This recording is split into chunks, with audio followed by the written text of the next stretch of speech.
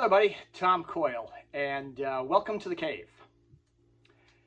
The cave reference comes from Plato's allegory of the cave, where all the different perceptions, people were seeing these images and no one really knew what they were all about. And they had their own different ideas of what it is, all based on false perceptions of what they were seeing. Today we're going to talk about military standards. I'm a West Point graduate, military veteran, and a lot of talk has been happening, especially in light of Secretary of War Peter Hegseth's recent speech to all the generals and admirals in the service. So there's a lot to unpack here. Stay with me, it's a little long. I think to have an adequate explanation takes something more than a comment on Facebook or a Facebook reel short video type of thing. So let's talk about it. First off, military standards have always evolved. Think about the shaving. He talked about soldiers being clean shaven. Well, I looked at soldiers during the Civil War, not very clean shaven. Some of the greatest commanders, General Sherman, actually Sherman had kind of more of a scruff than a beard. Grant had a beard. Lee had a beard. Longstreet had a beard. All these folks had beards. Probably had a few beers too. Grant certainly did. Well, he was drinking choice whiskey. They all had beards. They seemed to fight just fine. I think the most famous example of, like, when we look at current military standards, we look at World War II, the close cropped hair, crew cut type of thing. But then that's what every male had back in those days. In other words, it was just basically a reflection of how people looked and dressed. It wasn't a military standard. That was the standard. It was basically just what they always had. And they had a lot of hair on top, a lot of them too. So this stuff's, it's arbitrary. Standards are arbitrary, especially when it talks about like grooming standards. It's arbitrary. Our country got chased out of Afghanistan by a bunch of folks who had, well, no grooming standards. We gave up, packed our toys, went home. Now let's talk about physical standards. Let's talk about standards in the Army in general. Now, you hear people saying, well, women haven't met the same standard. No, women did meet the same standard. So which is it? Well, it's a little of both. Now, there's standards everybody has to complete regardless of age or rank or gender.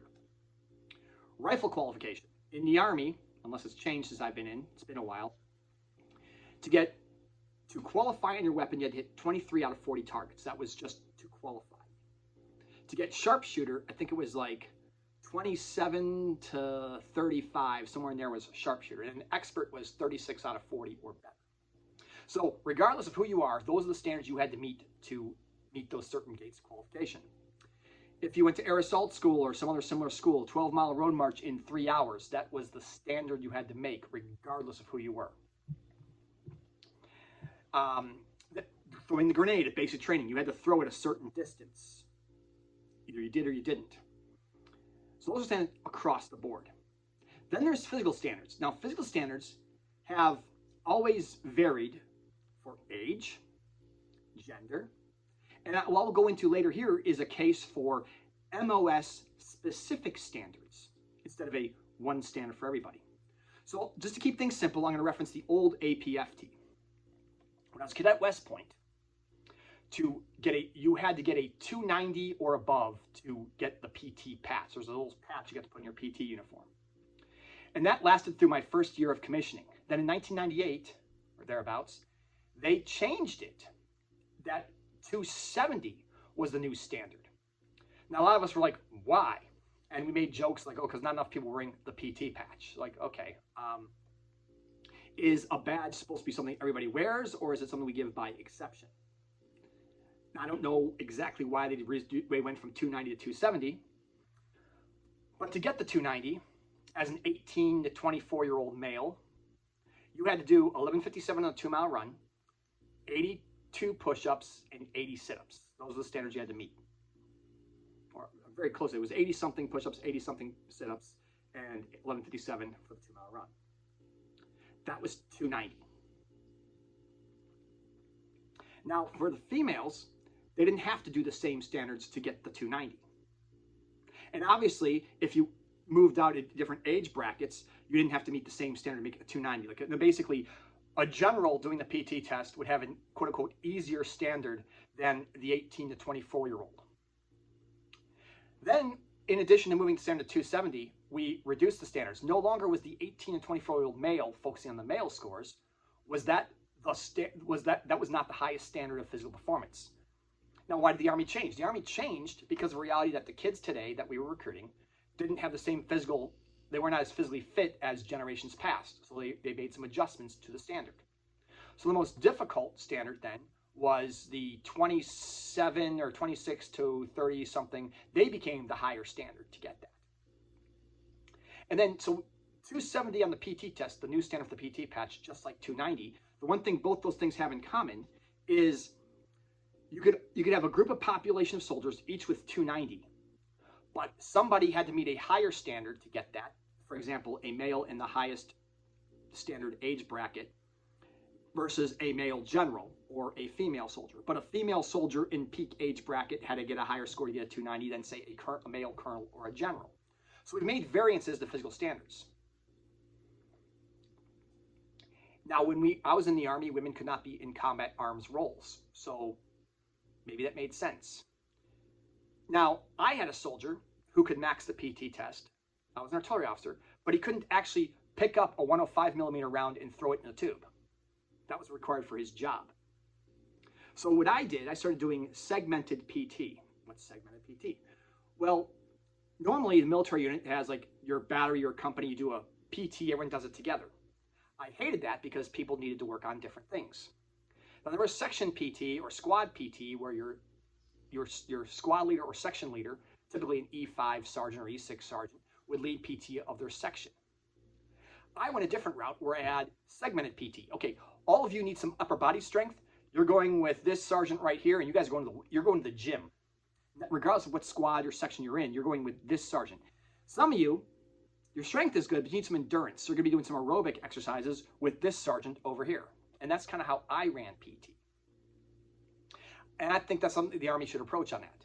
And then you have to look at MOS-specific PT. In an all-volunteer Army, how do we maximize our human capital?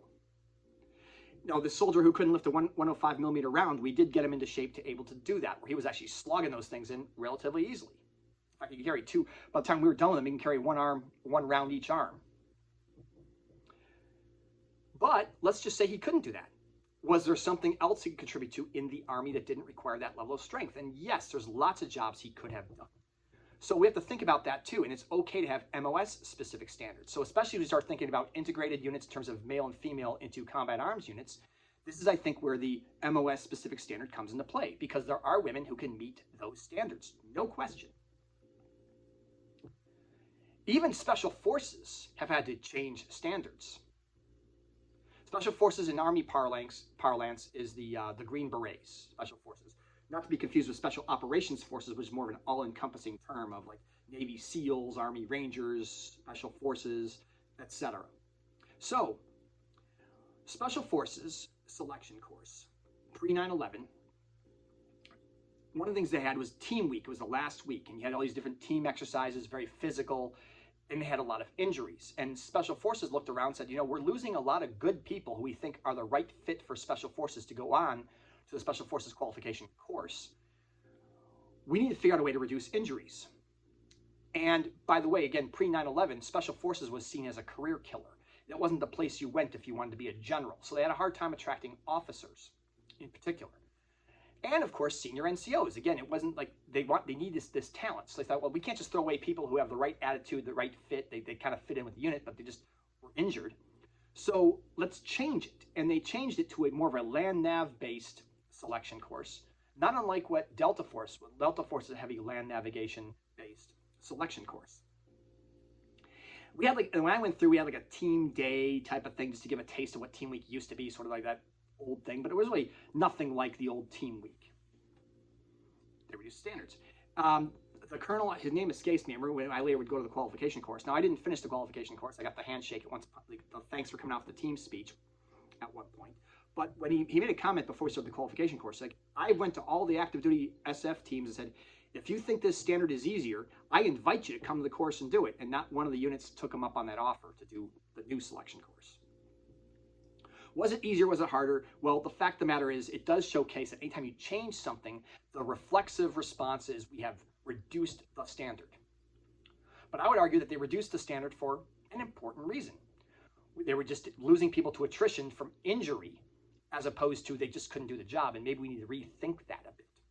Special Forces later became really good at finding ways to bring females into their units by creating a modified selection, because especially in the global war on terror, the way it was the societies we were interacting with were very gender divided. Females brought a lot to the table, so we looked at ways to incorporate them. So I would argue forward leaning. So we've always adjusted standards based on need, and now we have recruiting challenges where we have to be maybe more dynamic, which goes back to my idea of an MOS-based, military occupational specialty. By the way, for those who are not in the military, I use that term a bit. Forgot to say military occupational specialty. Standards changed. My alma mater famously changed standards in 1993 or 92, or whatever it was. General Foley was the commandant, Medal of Honor recipient, and he looked around. There was the fourth class system at West Point, kind of relying on a hazing type tactics of upperclassmen toward the plebes, the freshmen.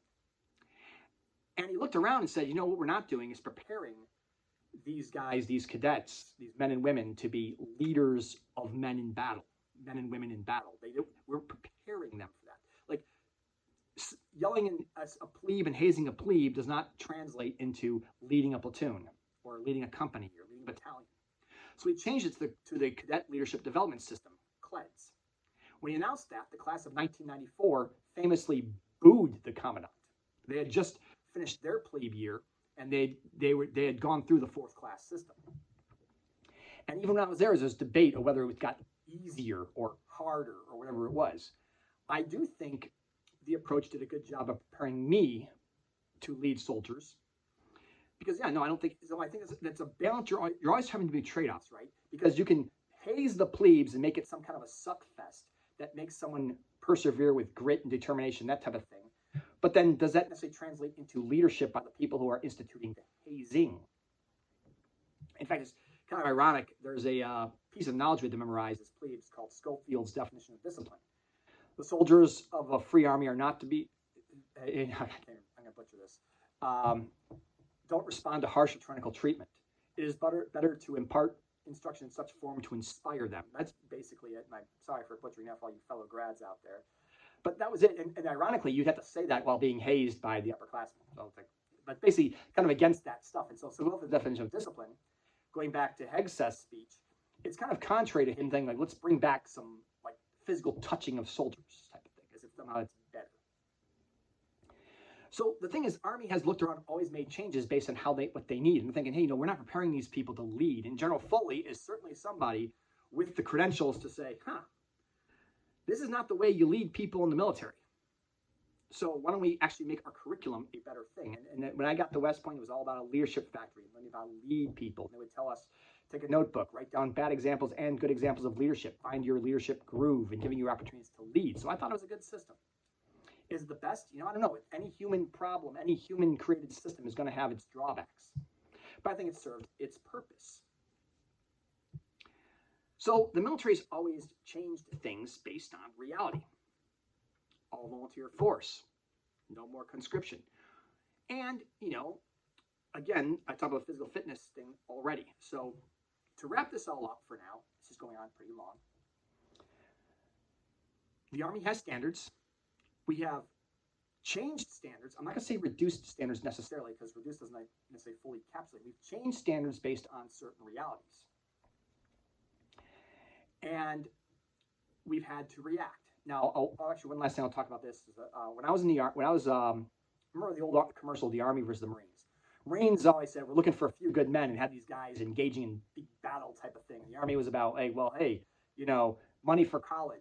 And I was at West Point complaining about this, and one of my professors said, well, the Marines only need a few good men. We need a lot more people to be in the Army. And so basically how you market is kind of what you need, and you have to then adjust your requirements to reality. Now, adjusting does not mean reduce standards. I've actually been back to West Point a few times, and I've been very impressed with the body of work from the Corps of Cadets I've met. And also, unlike my classmates, where when we came into West Point, the likelihood of war was reduced, was not really that likely. And if you were going to war, it'd be an overglorified live fire exercise like Operation Desert Storm or Operation Just Cause or Grenada. Low casualty, low risk, kick some ass, take names. Pretty easy if a war even popped out. The idea that we're going to go through a war with a peer competitor like the Soviet Union or then later Russia or China just wasn't realistic. I mean, we talk about it, but that wasn't like the realistic thing. That's where we were going type of thing. The people who came into the Army, when people were saying, oh, the Corps has reduced standards, the Corps cadets, these were folks who chose to go to West Point when we were in the middle of the global war on terror, when graduating and going to war was reality.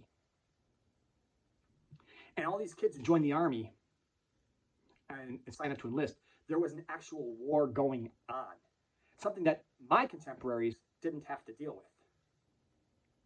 So I'll leave you with that. It's easy to sit there and look back and be on the sidelines, but be able to make some decisions. Now, I don't know what Special Forces training is like. I want to go back to that. Did they bring the old standard back? I'm not sure. I have to talk to somebody who's in right now. But they made some reality. Then when the global war on terror came about, Special Forces became the cool thing to be, and then they had no problem getting people. That's the other thing you have to look at. We look at even Special Forces. Sometimes when they made the decision to change selection, we needed more people because it was just we weren't just finding recruits to come into Special Forces. People were in the Army to go into Special Forces. And then you get a section where it's like, you get another group of people going, oh, well, now we got too many. Now we got to attrit them. So they used to offer recycles. And then they didn't offer recycles. Ranger School. I want to touch on this one. I think this is very important. Now, some years ago, my dates are foggy, the first 3 women graduated Ranger School. There was initial celebration. There's an article that appeared in People magazine written by a female author that supposedly cited Ranger instructors who said that the standards were reduced. So I did some digging. There's some truth, but not any truth. Let me explain that.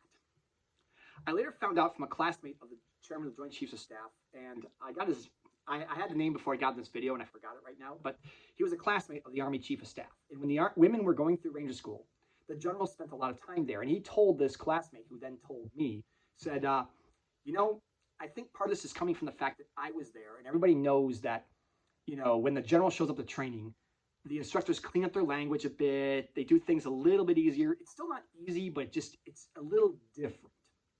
I was the beneficiary, for example. I went to Air Assault School when General Clark first took command of the 101st Airborne Division. He spent a lot of time at Air Assault School. So my Air Assault experience was relatively easier because there was less screaming in people's faces, less physical abuse. Well, I wouldn't call it abuse, less physical development, if you will, less dropping of push-ups, less swearing, all those types of things. So it sucked a little bit less.